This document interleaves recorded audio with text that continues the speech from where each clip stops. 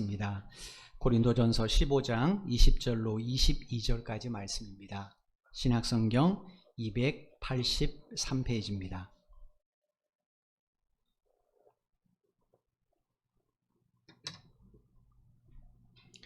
고린도전서 15장 20절에서 22절까지 말씀입니다.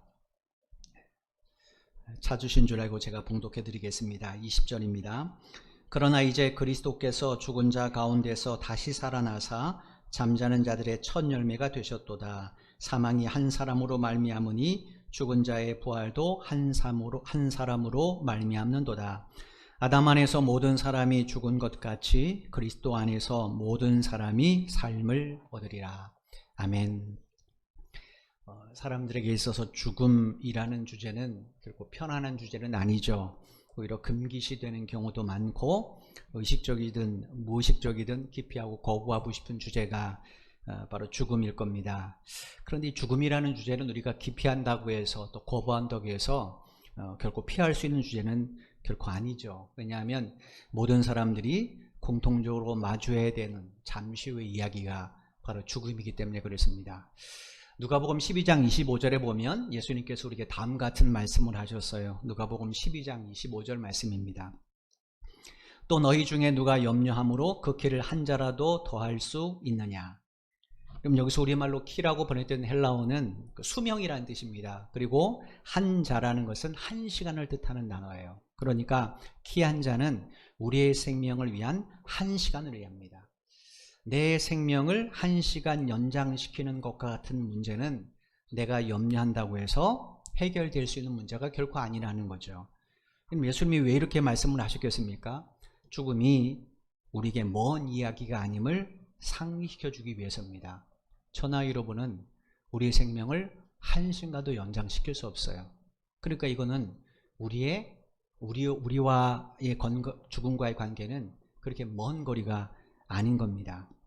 따라서 이 땅의 모든 사람들에게 가장 시급한 문제가 뭔가? 그것은 자신의 육체를 준비하는 일이 아니에요.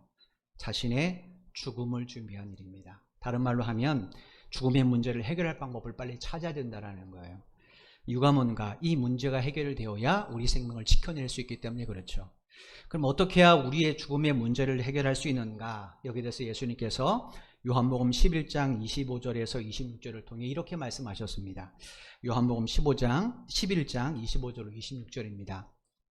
좀 이해를 돕기 위해서 표준세 번역성 읽어드릴게요. 예수께서 마르다에게 말씀하셨다. 나는 부활이요 생명이니 나를 믿는 사람은 죽어도 살고 살아서 나를 믿는 사람은 영원히 죽지 아니할 것이다. 이 말씀은 예수님께서 오라비 나사로의 죽음으로 인해 슬퍼하는 마르다에게 하신 그런 말씀이에요. 여러분 아시는 것처럼 요한복음 11장에 보면 예수님께서 이제 나사로의 집을 방문하시는데 언제 방문하시냐면 그가 죽은 지 나흘째 되는 날 그 집을 방문을 하세요. 요한복음 11장 3절부터 좀 살펴보면 나사로가 중병에 걸렸습니다. 예수님은 예루살렘에 방문하실 때마다 학자들에 의하면 이 나사로의 집에서 하루를 숙식하실 경우가 굉장히 많았답니다. 나사로하고 예수님은 굉장히 가까운 관계예요. 예수님이 사랑하는 친구라고 부를 정도로 굉장히 가까운 관계예요. 근데 그가 중병에 걸려서 매우 생명 위독하게 됐습니다. 그래서 그의 누이 동생들인 여동생들인 마르다와 마리아가 베레아에 계신 예수님께 급히 사람을 보냅니다. 빨리 와서 우리 오빠를 이 생명을 좀 살려달라는 거죠. 분명히 마르다와 마리아는 예수님이 자신들의 오빠를 얼마나 사랑하는지를 압니다. 그러니까 이 통보를 받으면 예수님이 벗은발로 달려올 줄 알았어요. 그런데 성경에 보면 이 이야기를 들은 예수님께서 제자들에게 야 큰일 났다. 내 친구 나사로가 죽게 됐으니까 빨리 가자. 이렇게 재촉하지 않으셨어요. 오히려 이렇게 말씀하십니다. 요한복음 11장 4절 말씀입니다. 예수께서 들으시고 이르시되 이 병은 죽을 병이 아니라 하나님의 영광을 위함이요 하나님의 아들이 이로 말미암아 영광을 받게 하려 함이라 하시더라. 나사로가 앓고 있는 병은 분명히 죽을 병입니다. 실제로 그는 이 병 때문에 죽었어요. 근데 예수님은 뭐라고 말해요? 죽을 병이 아니라는 거예요. 그리고 나서 뜬금없이 그 이유를 설명해 주십니다. 이 병, 그러니까 하나님께서 나사로에게 이 죽을 병을 허락하신 이유, 그 목적, 그건 뭔가? 그건 이 사건을 통해 영광을 받으시기 위함이라는 거예요. 그 영광이 어떤 영광인가? 아들이신 주님도 함께 받으실 영광, 이렇게 말씀하시는데 이게 무슨 말이냐면 예수님이 누구신지를 드러내셔서 그거를 통하여 하나님의 영광을 받으신다라는 거예요. 아, 예수님이 이런 분이었구나. 아, 그래서 하나님께서 이분을 보내셨구나 라는 것을 사람들로 하여금 알게 하시기 위해서 지금 이 나사로에게 이 중병을 허락하셨다라는 거예요. 여러분, 이건 사람들로서는 이해가 안 되죠. 이렇게 예수님은 이해할 수 없는 말씀을 하신 후에 베다니 그대로 베레아에 그대로 이틀을 더 머무셨어요. 그리고 나사로가 죽은 지 나흘째 되는 날 베다니에 있는 그의 집을 방문하셨단 말이에요. 여러분, 나사로의 집이 있는 베다니는 예루살렘 인근에 있는 마을입니다. 여기서 예수님이 계셨던 베레아는 요단강 건너편에 있는 똑같은 이름의 베다니예요. 여기도 베다니인데 베레아 지역에 있는 베다니입니다. 똑같은 베레아는 베다니예요. 거기에 살고 계시는데 여기까지 거리는 직선거리 한 30km 정도 된다고 그래요. 그러니까 그 당시 도보로 하면 하루면 넉넉히 갈 수 있는 그런 거리라는 거예요. 그런데 예수님은 왜 곧장 가지 않았냐는 거죠. 멀리 있으면은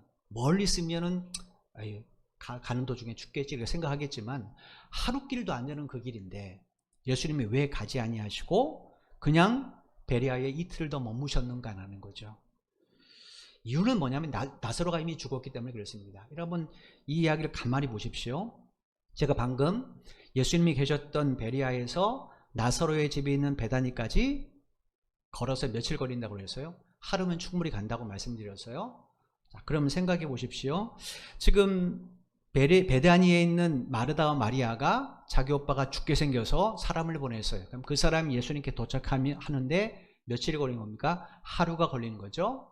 예수님이 여기 이틀 더 머무셨습니다. 그럼 벌써 3일이 흘렀죠. 예수님이 그 다음날 떠나셨어요. 하루 동안 걸어서 베다니에 가셨단 말이에요. 그러면 예수님이 이 소식을 듣고 베다니에 있는 나사로의 집을 방문하는데 며칠이 걸린 겁니까? 4일이 걸리는 거예요.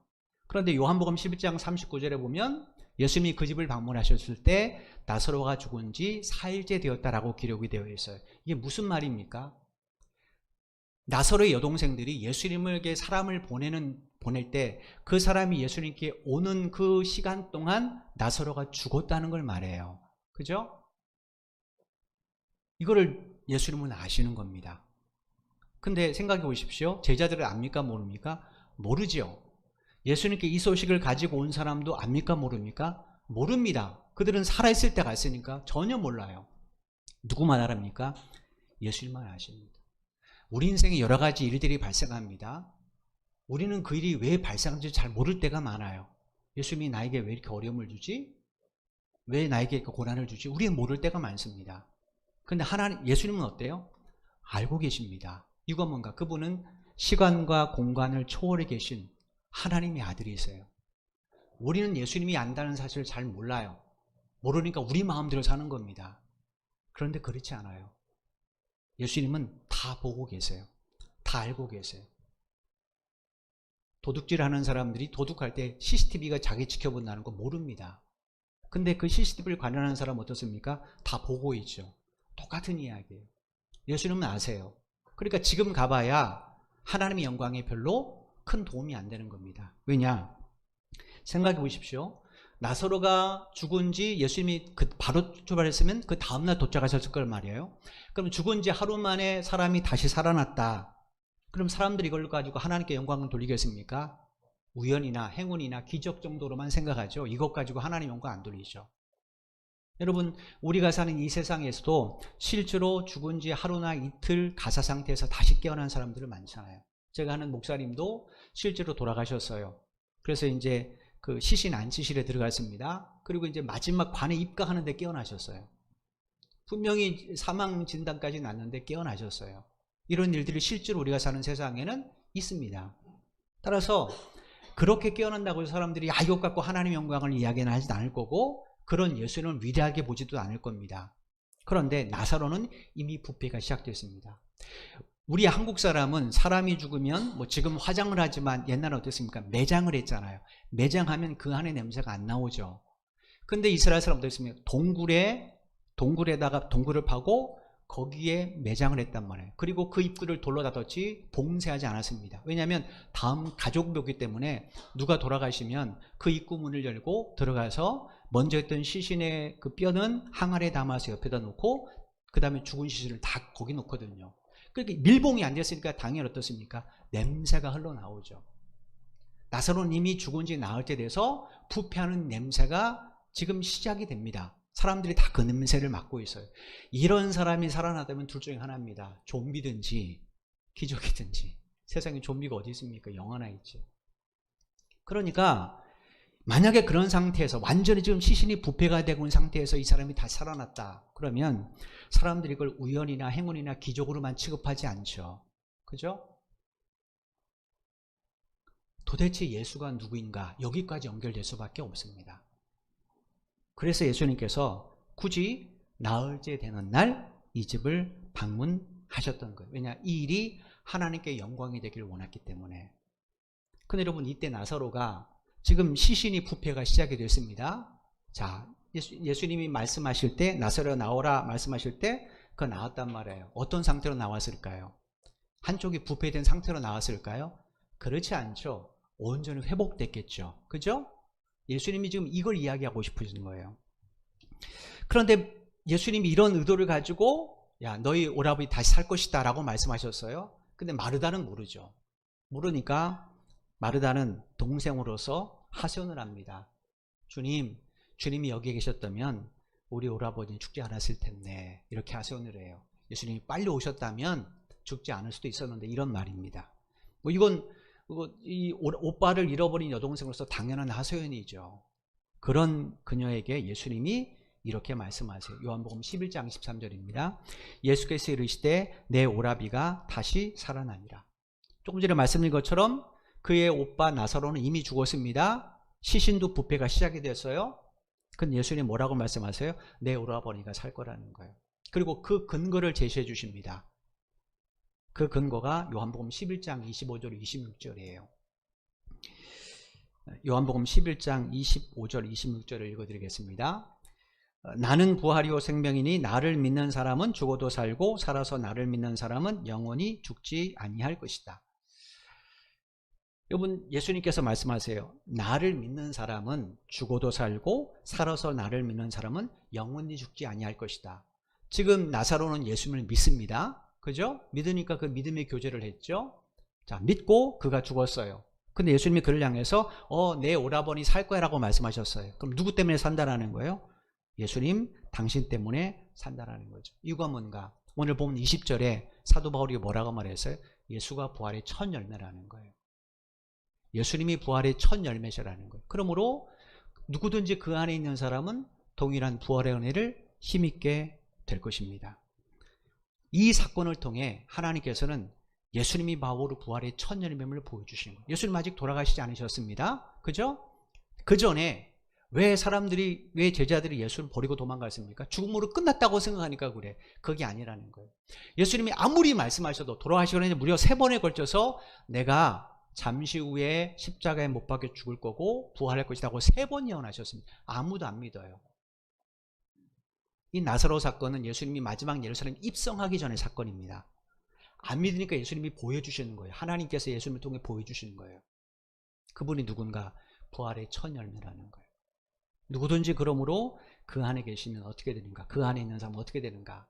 이 부활의 첫 열매 되신 주님께서 무덤에 묻힌 나사로에게 나사로야 나오라 말씀하셨어요. 그랬더니 죽었던 나사로가 다시 살아났어요. 부패가 시작된 그 몸이 아니라 전혀 부패하기 전에 그 몸으로 다시 새로운 몸으로 부활했어요. 나왔어요. 여러분, 우리가 누가복음 고린도 15장을 쭉 살펴보잖아요. 15장을 살펴볼 때 여러분이 꼭 기억해야 될 것이 요한복음 11장의 나사로 사건입니다. 이걸 가지고 지금 바울이 설명을 하는 거예요. 왜냐, 이런 실질적인 역사 없었다면 이거는 그냥 이론밖에 되지 않는 거죠. 실질적으로 이런 일이 있었기 때문에 예수 믿는 사람들의 마지막 날의 부활의 몸을 힘입는 그 영원한 생명은 우리에게 어떤 이론이나 논리로 끝나는 게 아니라 사실이 되는 겁니다. 고린도서 15장은 이걸 못 믿는 일부 고린도 교회 성도들에게 지금 바울이 아주 논리적으로 그들이 이해할 수 있는 수준의 논리로 지금 부활에 대해서, 성도의 몸의 부활에 대해서 지금 설명해 주는 그런 내용이잖아요. 오늘 보면 20절 22절을 다시 한번 보겠습니다. 그러나 이제 그리스도께서 죽은 자 가운데서 다시 살아나사 잠자는 자들의 첫 열매가 되셨도다. 사망이 한 사람으로 말미암았으니 죽은 자의 부활도 한 사람으로 말미암는도다. 아담 안에서 모든 사람이 죽은 것 같이 그리스도 안에서 모든 사람이 삶을 얻으리라. 여기 21절에 보시면 바울이 사망이 한 사람으로부터 왔다 이렇게 되어 있잖아요. 그죠? 근데 이 우리말로 사람이라고 번역된 이 헬라어를 히브리어로 번역하면 아담이라는 단어가 납니다. 아담이 누굽니까? 하나님이 첫 번째 만든 사람이잖아요. 그 아담의 이름을 하나님께서 사람 자체를 가리키는 보통 명사로 사용하시는 거예요. 그래서 이 세상에 사람이라는 단어는 각 나라마다 언어가 다릅니다. 그죠? 근데 그걸 히브리어로 번역하면 똑같이 다 아담이에요.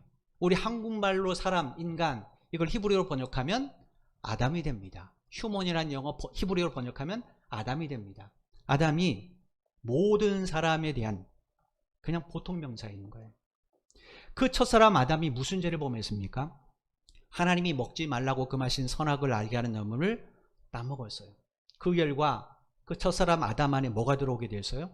죽음이 들어오게 되었죠. 그죠? 왜냐? 하나님께서 그에게 경고하시기를, 야, 너 이 선악을 알게 하는 나무의 열매를 따먹게 되면 너 반드시 죽게 돼 라고 말씀하셨어요.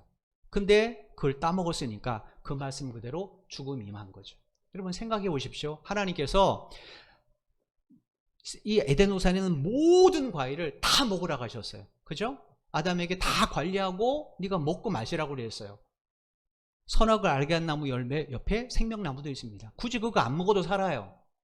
그죠? 필요가 없는 나무입니다, 사실은. 그런데 그걸 먹으면 죽어요. 하나님과 사람 사이의 경계입니다. 그런데 이 첫사람 아담이 하나님이 이 말씀을 듣고도 아내와 함께 그걸 다 먹었어요. 그러면 어떻게 됐습니까? 그에게 죽음이 들어왔기 때문에 그를 통해 낳은 모든 후손들 다 어떻게 되는가? 죽게 됩니다. 죽게 돼요. 그런데 이렇게 죽을 수밖에 없는 인간이 된 사람들에게 생명의 소망이 생기게 됐죠. 그게 뭔가?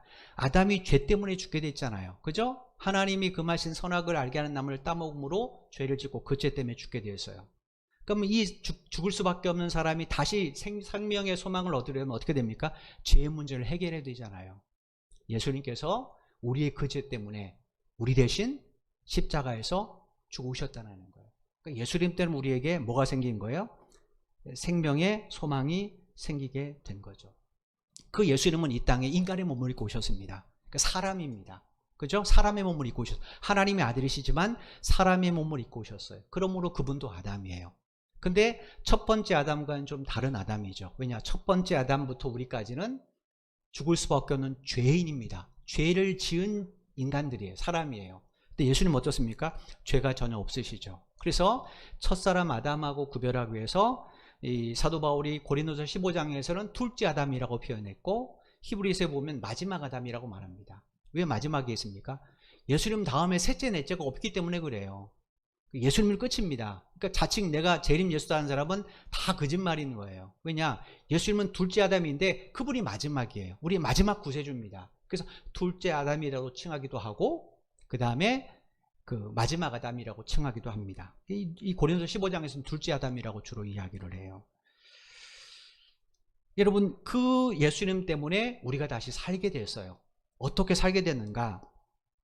그분과 우리가 하나가 되었기 때문에 그렇습니다. 이걸 우리가 어떻게 이해하지?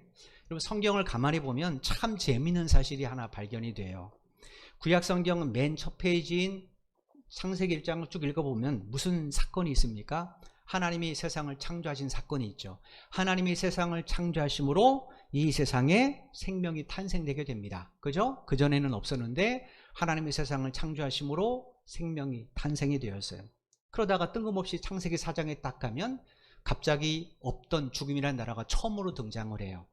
아담의 첫째 아들 가인이 동생 아벨을 죽였다라는 거예요.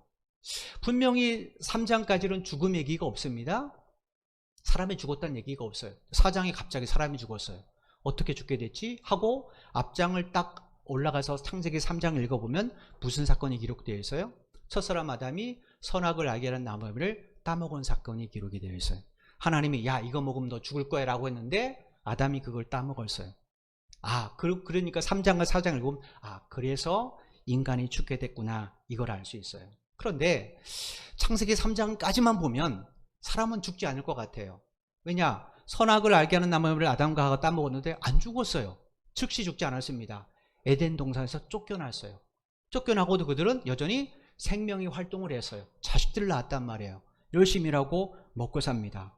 3장까지 보면 하나님이 죽는다고 말씀하셨는데 안 죽네가 돼요. 그죠? 근데 4장에 죽었어요. 이게 무슨 일이지? 죽음이 왔기 때문에 그러죠. 그래서 창세기 5장에 보면 그 아담의 후손들이 이야기를 우리에게 들어줍니다. 4장에 보면 아담의 후손은 아담의 둘째 아들인 아벨이 죽었고 가인도 그의 후손 중에 죽음이 나타납니다.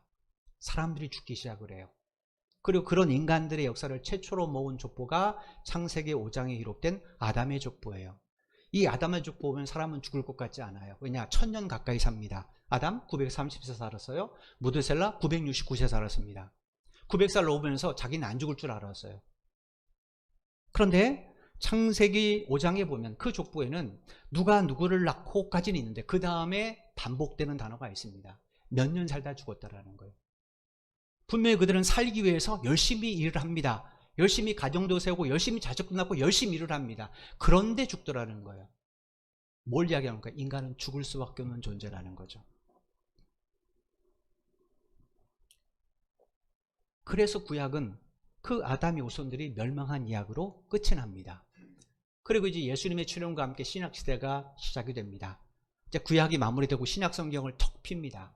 그러면 우리가 상식적으로 예수님의 탄생부터 이야기를 해야 되잖아요. 첫 번째 책이 뭡니까? 마태복음이죠. 마태복음 1장은 예수님의 탄생 이야기부터 시작이 하지 않습니다. 뭐부터 시작됩니까? 뜬금없이 갑자기 족보를 툭 들이대요. 이게 그리스도의 족보라는 거죠. 그 족보에는 특징이 하나 있습니다. 아무도 안 죽어요. 족보를 가만히 읽어보면요, 죽었다라는 내용이 없습니다. 최초의 족보는 창세기 5장의 최초는 죽었다만 계속 반복돼요. 한 사람도 이해 없습니다. 그런데 이해할 수 없는 것은 마태복음 1장에는 가만히 읽어보시면 율법에 의하면 반드시 죽어 마땅한 죄인들이 몇 명 등장하는데 그들도 안 죽어요. 며느리에게 속아서 자식을 낳은 유다, 율법에 의하면 며느리와 간통한 사람은 죽습니다. 그 다음에 기생이란 직업을 가진 다말, 자기 몸을 팔아서 돈을 번 다말, 율법에 의하면 죽어야 됩니다. 그 다음에 우리 아내와 불륜을 저지른 다윗 역시 죽어야 됩니다. 분명히 하나님께서 모세를 통해 주신 율법에 의하면 죽어 마땅해요. 그런데 안 죽어요. 오히려 이를 통해 또 다른 생명이 탄생합니다. 유다는 다말에게서 베레스와 세레를 낳고, 살몬은 라합에게서 보아스를 낳고, 다윗은 우리의 아내를 통하여 솔로몬을 낳고, 마태복음 1장은 낳고가 있습니다. 창세기 5장에도 낳고 합니다. 그들은 몇 년 살다 죽었다는데 마태복음 1장에는 죽음이 없어요. 어떻게 이런 일이 발생하지?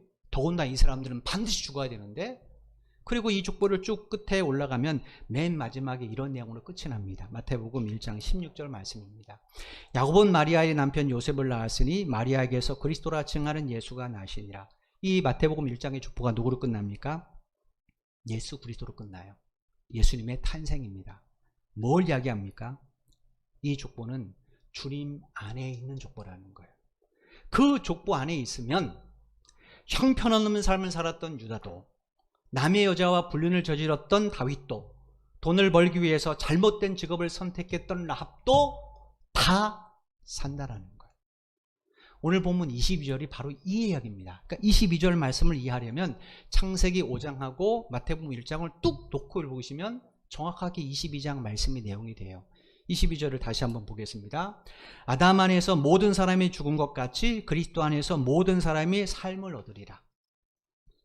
여러분, 여기서 그리스도 안에서는 그 주님과 연합되었다는 거예요. 첫사람 아담의 후손은 다 아담과 혈연적으로 연합된 사람들입니다. 그들은 다 어떻게 되었어요? 죽었습니다. 그런데 둘째 아담인 예수님 안에 있는 사람, 믿음으로 예수님과 연합된 사람은 어떻게 됐다라는 거예요? 다 생명을 얻었다라는 거예요. 앞부분은 창세기 5장이고 뒷부분은 마태복음 1장인 겁니다. 저는 여러분이 살게 된 것 누구 때문이에요? 바로 예수님 때문이에요. 그 예수님을 믿음으로 금과 연합된 사람은 남녀노소를 불문하고 부활의 생명을 얻게 된다는 거예요. 그래서 우리가 구원을 임하게 된 거죠. 이 부활에 대해서 예수님께서 마태복음 22장 31절로 32절에서 매우 중요한 사실을 하나 말씀해 주셨어요. 마태복음 22장 31절 32절 말씀입니다. 표준 세 번역서 읽어드리겠습니다. 죽은 사람들의 부활을 두고 말하면서 너희는 아직도 하나님께서 너희에게 하신 말씀을 읽어보지 못하였느냐? 하나님께서는 나는 아브라함의 하나님이요 이삭의 하나님이요 야곱의 하나님이다 하고 말씀하셨다. 하나님은 죽은 사람의 하나님이 아니라 살아있는 사람의 하나님이시다. 이 말씀은 우리가 지난번에도 말씀드렸지만 사두개인들은 부활을 믿어야 안 믿어요? 안 믿습니다. 전혀 안 믿어요. 성경도 모세 오경만 믿어요. 모세를 통해 주신 율법만 믿는 겁니다. 그래서 하나님께서 율법에 있는 이야기를 하시는 거예요. 그들에게 예수님께서 말씀하시는 거예요. 하나님께서 당신 자신에 대해서 나는 아브라함의 하나님이요 이삭의 하나님이요 야곱의 하나님이다 라고 말씀하신 적이 있다는 거예요. 왜 그렇게 말씀하셨는가? 하나님은 죽은 사람이 하나님이 아니고 살아있는 사람의 하나님이기 때문이라는 거예요. 여러분, 아브라함은 예수님이 이 땅에 오시기 전에 4,000년 전에 산 사람이에요. 그러니까 그의 육체가 지금 이 땅에 존재하겠습니까? 없죠. 썩어서 완전히 해체됐단 말이에요. 흙으로 돌아간 상태예요. 그런데 하나님 뭐라고 말씀하시는가? 나는 아브라함과 그의 아들 이삭과 야곱의 하나님이라는 거예요. 이 말을 언제 하셨는가? 그들이 이미 땅에 죽어 썩어 없어진 지 400년이 지난 어느 날 호렙산에 있는 모세를 찾아오셔서 하신 말씀이에요. 그때 출애굽기 3장 6절에 보면 하나님 모세에게 이렇게 말씀하세요. 출애굽기 3장 6절입니다. 또 이르시되 나는 내 조상의 하나님이니 아브라함의 하나님, 이삭의 하나님, 야곱의 하나님이라. 모세가 하나님 배웁기를 두려워하여 얼굴 가리네. 조금 전에 말씀드린 것처럼 아브라함과 이삭과 야곱은 모세가 태어나기 적어도 최소한 400년 전 사람들이란 말이에요. 그런데 하나님 뭐라고 말씀하세요? 나는 아브라함의 하나님이었다, 이삭의 하나님이었다, 야곱의 하나님이었다라고 말씀하지 않았다라는 거예요. 우리가 보면 이었다가 맞잖아요. 근데 헬라어 성경에 보면, 히브리 성경에 보면 이게 다 현재형으로 되어 있습니다. 나는 이다라는 거예요. 이었다가 아니라 이다라는 거예요. 왜 이 말씀하실까요? 그들이 죽었으면 이었다가 맞습니다. 이다라는 건 뭐예요? 나는 지금도 그들과 함께 한다는 거죠. 즉 그들은 살아있다라는 거예요. 모세 때도 그들은 살아있다라는 거예요. 어디 살아있겠습니까? 당연히 하나님의 나라죠. 그래서 아브라함과 이삭과 야곱의 영은 하나님 안에서 영원한 생명을 누리고 있음을 말씀하시는 거예요. 이걸 우리가 어떻게 확인할 수 있는가? 마태복음 17장에 보면 예수님께서 어느 날 제자 중에서 베드로와 야고보, 요한 세 제자를 내리시고 변화산에 올라가십니다. 가셔서 이제 그들 앞에서 하나님의 아들로서의 영광으로 변형이 되십니다. 그때 예수님 곁에 누가 있습니까? 모세와 엘리야가 예수님과 대화를 나눠요. 이스라엘을 애굽에서 출애굽시킨 이 위대한 지도자 모세는 예수님 당시로부터 약 1450년 전에 활동했던 지도자란 말이에요. 1450년이 지났으면 그의 시신이 남아있겠습니까? 전혀 없죠. 엘리야는 어떤가? 엘리야는 예수님 이전에 900년 전에 북이스라엘 왕 아합 때 활동했던 선지자예요. 그러니까 900년 전 사람이니까 그의 시신도 어떻게 되어 있습니까? 없죠. 이미 죽은 지가 오래된 사람들이에요. 그런데 그들이 예수님 앞에 살아있는 모습으로 주님과 대화를 나누고 있어요. 하나님 나라에서 영원히 살고 있다는 거죠. 따라서 하나님은 어떤 하나님인가? 죽은 자의 하나님이 아니고 산 자의 하나님이시라는 거예요. 만약에 아브라함의 생명이 그의 육체의 죽음으로 끝났다, 그럼 하나님은 절대로 산 자의 하나님입니다. 죽은 자의 하나님이시죠. 그런데 아브라함은 비록 육체는 땅에 묻혔지만 그의 영은 하나님 안에서 영원히 살아요. 여러분, 이건 우리에게 매우 중요한 이야기입니다. 지금 여러분은 과연 하나님을 과거의 역사 속에 존재하셨던 이었다의 하나님으로 믿고 있는지, 아니면 지금도 나와 함께 하시는 이다의 하나님을 믿고 있는지 한번 살펴보십시오. 예수님은 우리보다 2000년 전 사람입니다. 2000년 전에 살았었던 예수님, 2000년 전에 유대 땅에서 이런 역사를 행하시고 2000년 전에 십자가에 죽으시고 부활하셨던 예수님으로 믿고 있는지, 아니면 지금도 내 곁에 계셔서 나를 보고 계시고 나의 예배를 받으시고 실제로 살아계신 예수를 믿고 있는지 한번 생각해 보십시오. 우리가 이것만 바로 알면 예배드리는 우리의 태도는 달라질 수밖에 없습니다. 왜냐? 하나님이 지금도 살아계셔서 지금 이 자리에 내 앞에 계시거든요. 그렇지 않습니까? 근데 어떻게 그 하나님 앞에 우리가 함부로 마음에 얻은 예배를 드리고 어떻게 그럴 수 있습니까? 어떻게 아무 준비도 없이 그 하나님 앞에 내가 나갈 수 있습니까? 그러니까 하나님이 지금도 살아계시다, 예수님이 지금도 살아계시다라는 이 사실을 믿으면 우리 신앙은 절대로 잘못될 수 없습니다. 문제는 저나 여러분이 이걸 의식하지 않고 살아가는 거예요. 의식하지 않으니까 우리 생각과 우리 계획이 더 중요하게 생각하는 거죠. 여러분, 카타콤에 들어갔던 초대교회 성도를 생각해 보십시오. 아시는 것처럼 네로 황제부터 시작된 이 로마 황제들의 박해 때문에 많은 그리스도인들이 집도 직업도 직장도 사업도 다 버리고 한밤중에 지하 무덤에 들어갔단 말이에요. 그 생각해 보십시오. 거기 자기 혼자 들어간 것 아니잖아요. 자식들을 다 데리고 들어갔습니다. 거기에 들어갈 때는 잠시 후에 나올 줄 알았어요. 근데 10년이 지나고 100년이 지나도 나올 수가 없었습니다. 그럼 생각해 보십시오. 들어간 1세대들은 거기서 끝까지 믿음을 지킬 수가 있습니다. 근데 자식들을 생각해 보십시오. 특별히 우리는 한국 사람들 얼마나 자식 사랑합니까? 그러면 자식을 위해서라도 거기 나오는 게 맞잖아요. 왜냐하면 이 아이들의 미래가 있으니까. 그럼 여러분 같으면 어떻게 하시겠습니까? 타협을 시도해보겠죠. 하나님, 한 번만 눈 감아 주십시오. 나 하나님 부인하지 않습니다. 나 예수님 부인하지 않습니다. 다만 부인한 척 하겠습니다. 아시잖아요. 내 자식이 지금 이 캄캄한 감옥에, 무덤에서 저 시체 썩는 냄새를 맡고 나처럼 살아야 됩니다. 이 아이 건강 어떻게 하실랍니까? 이 아이 미래 어떻게 하실랍니까? 이대로 살게 하시겠습니까? 하고 우리 같으면 타협을 시도했겠죠. 근데 그들은 타협하지 않았습니다. 자, 그럼 보십시오. 1세대가 죽었습니다. 부모가 죽었어요. 그럼 자식이 볼 때 우리 엄마 아빠는 예수님 믿으면 영원히 산다고 말했는데 돌아가셨어요. 시체를 옆에다 잘 봉인했는데 살아날 기미가 안 보입니다. 썩는 냄새가 나요. 그럼 자식들 같은 경우는 이것으로 끝났다. 우리 엄마 아빠는 그렇게 살았지만 나는 내 인생이 하고 탈출할 수 있잖아요. 근데 거의 400년 동안 그들은 그 속에서 살다 죽었습니다. 이유가 뭘까요? 그들은 바로 이 말씀을 실제로 믿었기 때문에 그래요. 하나님은 죽은 자의 하나님이 아니라 산 자 하나님이라는 거예요. 그 하나님을 보고 계시는데 내가 믿음을 부인할 수 없는 거예요. 하나님 하고 타협할 수 없는 거예요. 그래서 그들은 그 카타콤에서 자기 생명을 다 들여서, 분명히 자기 부모가 돌아가셨음에도 불구하고 또 자식의 미래가 있는데 걱정됨에도 불구하고 그들은 믿음을 지키기 위해서 끝까지 그 자리에 남아서 하나님을 예배했던 거예요. 여러분, 이유가 뭡니까? 그들은 하나님이 살아있다는 사실을 믿었고, 그리고 그 주님으로 인하여, 살아계신 주님으로 인하여 자기도 영원히 살게 된 사실을 실제로 믿었기 때문에 그렇습니다. 그래서 이 사도행전 고린도서 15장을 통해서 바울이 한 이야기가 뭡니까?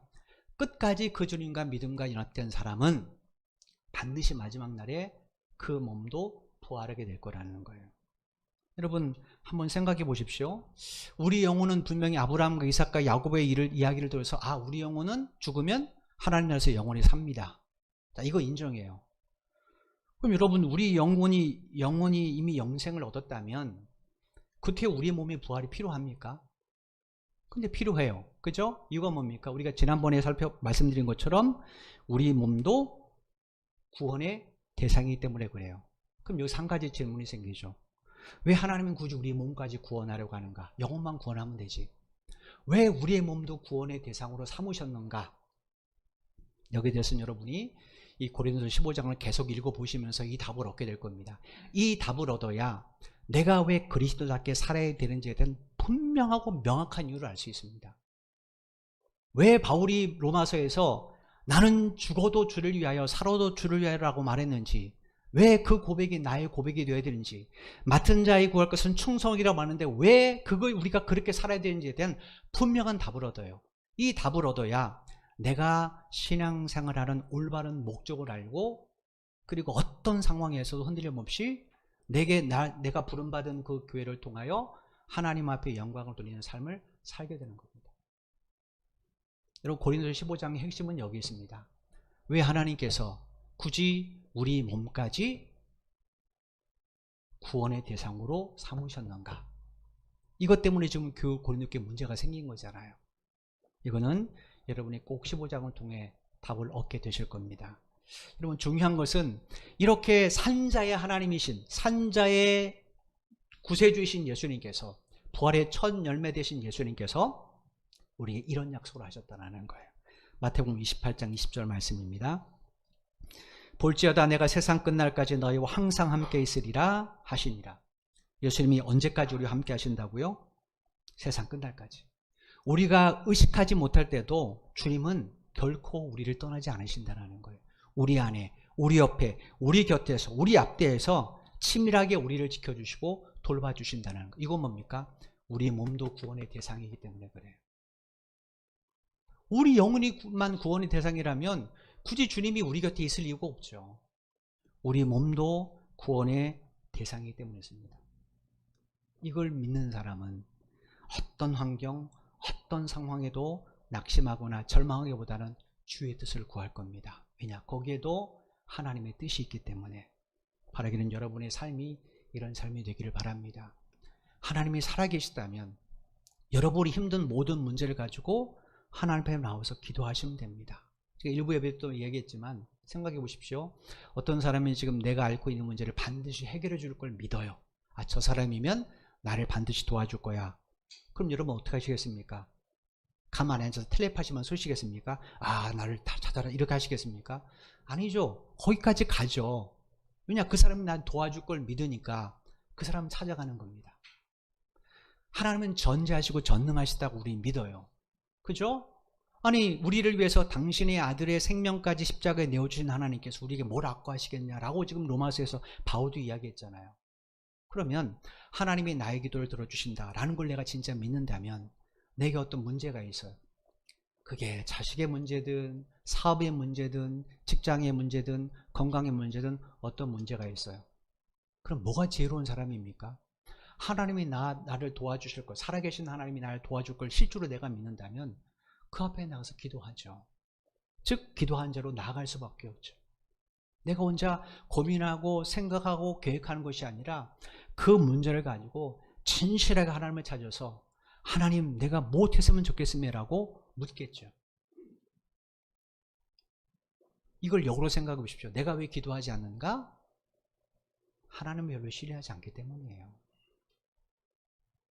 그렇죠? 내가 신뢰하면 나가죠. 기도한다고 되겠어? 이게 우리에게 있는 거예요. 왜 그런 생각을 할까요? 그건 하나님이 지금도 살아 계시다는 사실. 예수님이 마태복음 18장 20절 이 말씀을 지키기 위해서 지금도 나와 함께 계심을 내가 의식하지 않고 있기 때문에 그렇습니다. 이제 여러분의 믿음이 좀 바뀌었으면 좋겠습니다. 하나님은 지금도 살아 계세요.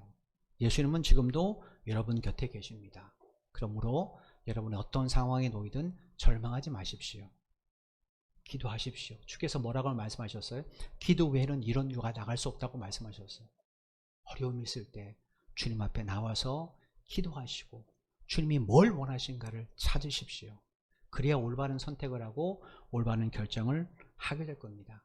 그런 사람의 삶 속에 하나님께서는 하나님의 산자 하나님을 우리의 가정을 통하여, 우리의 신앙생활을 통하여, 우리의 직장과 사업을 통하여 반드시 드러내실 겁니다. 이렇게 사도 바울처럼 삶으로 부활의 주님을 증거하는 여러분 모두의 삶이 되시기를 주님의 이름으로 간절히 축원을 드립니다. 기도드리겠습니다.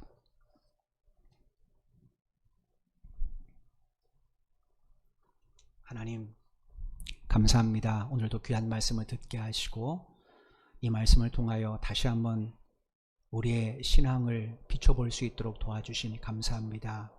우리가 나름대로 열심히 삽니다. 그런데 죽기 위해 살고 있는지 정말로 살기 위해 살고 있는지를 다시 한번 말씀 앞에 비춰볼 수 있도록 우리가 은혜를 베풀어 주옵소서. 우리가 예수님을 떠나 살면 아무리 열심히 살아도 그건 죽기 위해 사는 겁니다. 그러나 주님 안에 거하면, 믿음으로 주를 바라보고 끝까지 그 믿음 안에 거하면 우리는 살기 위해 사는 사람이 됩니다. 우리의 생명은 이 땅으로 끝이 나지 않습니다. 이 땅에서 아무리 많은 것을 얻어도, 많은 성공의 자를 얻어도 주님 밖에 있으면 우리는 영원한 멸망으로 끝이 납니다. 그런데 비록 우리 이 땅에 다른 사람이 인정할 만한 일은 하지 못했다 할지라도 주님 안에 거하면 유다가, 그리고 라합이, 다윗이, 이 형편없는 사람들이 주님 안에서 영원한 생명을 얻고 믿음의 조상이 되는 것처럼 우리도 동일한 은혜를 힘있게 될 것입니다. 우리 모든 성도들이 이 사실을 기억하고 날마다 하나님과 동행하는 삶을 살게 하여 주옵소서. 하나님은 지금도 살아계십니다. 예수님은 지금도 우리와 함께 계십니다. 이 사실을 꼭 잊지 않게 도와주시고 늘 주님과 동행하며 늘 주님 앞에 기도를 하려며 주님을 예배할 수 있는 그런 삶을 살아가도록 도와주옵소서. 하나님, 나라의 경제가 많이 어렵습니다. 우리나라뿐 아니라 전 세계 경제도 많이 어렵습니다. 수많은 나라의 지도자들의 머리를 맞대지만 해결책은 보이지 않습니다. 이유는 그들은 전능하지 않기 때문에 그렇습니다. 그러나 예수님은 전능하신 분이십니다. 주님의 말씀 한마디면 모든 것은 순종할 수밖에 없습니다. 주님, 우리가 하나님 이런 나라를 위하여, 이런 세계의 질서를 위하여 기도하게 하시고 우리 자신의 삶을 위해 기도하게 하셔서 하나님 뜻이 온전히 이루어짐을 증거할 수 있도록 은혜 베풀어 주옵소서. 우리 자녀들의 문제, 우리 개인의 문제, 우리 가정의 문제, 우리의 직장과 사업의 문제는 오직 주님의 손에 달려 있습니다. 그러므로 그 주님을 끝까지 믿고 의지하고 그 주님의 말씀을 따라 사는 우리 모든 성도들이 되게 하여 주옵소서. 예배를 마치면 또다시 우리는 삶의 현장으로 나아갑니다. 그 속에서도 오늘 말씀을 마음에 잘 새기고 살 수 있도록 은혜 베풀어 주옵소서. 예수님의 이름으로 간절히 기도드리옵나이다. 아멘. 이제는 교회의 머리가 되신 우리 주 예수 그리스도의 크신 은혜와 독생자 예수 그리스도를 십자가에 내어주시기까지 우리를 사랑하신 아버지 하나님의 만극하신 사랑하심과 우리 속에 내주하셔서 감화, 감동, 교통, 충만케 하시는 성령의 역사하심이 산자의 하나님이신 주님께서 우리와 늘 동행함을 믿고 그분을 끝까지 믿고 따르기를 결단하는 사랑하는 모든 믿음의 형제 자매들의 발걸음 위와 저들의 가정과 저들의 직장과 사업 위에 이 나라 이 민족과 우리 선교제일교회 위에 지금부터 영원토록 함께 하시기를 간절히 축원하옵나이다. 아멘.